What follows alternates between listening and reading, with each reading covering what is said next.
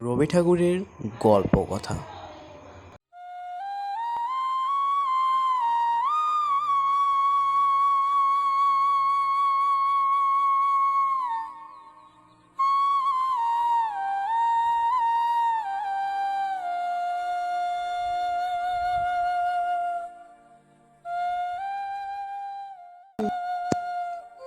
কেউ যদি একটু জল এনে দিত তাহলে ভালো হতো।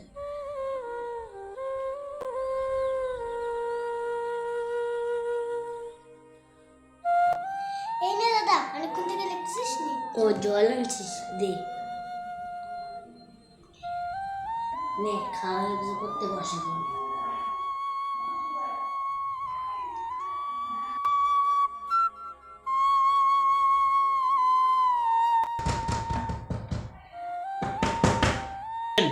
এই সময় আর কে আসবে?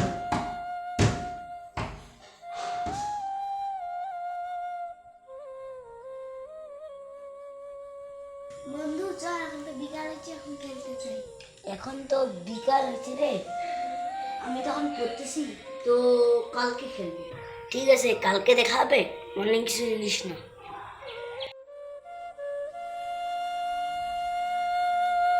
দাদা আসবো? হ্যাঁ,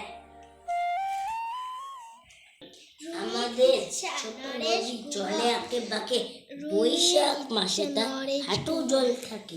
রাত্রি যখন 12টা বাজে, আরে এত রাত্রে কার ফোন?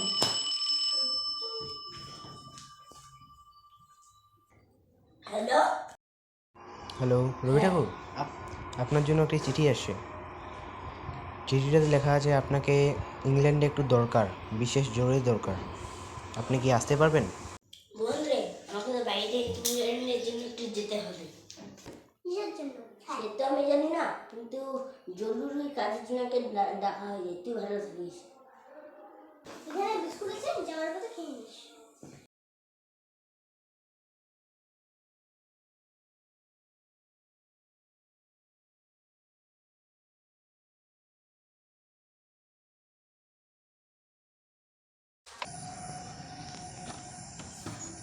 ভোর টাইমে বেরিয়ে যাই। রবি ঠাকুর একা একা একটি লাইট নিয়ে স্টেশনের দিকে আগাতে থাকলো।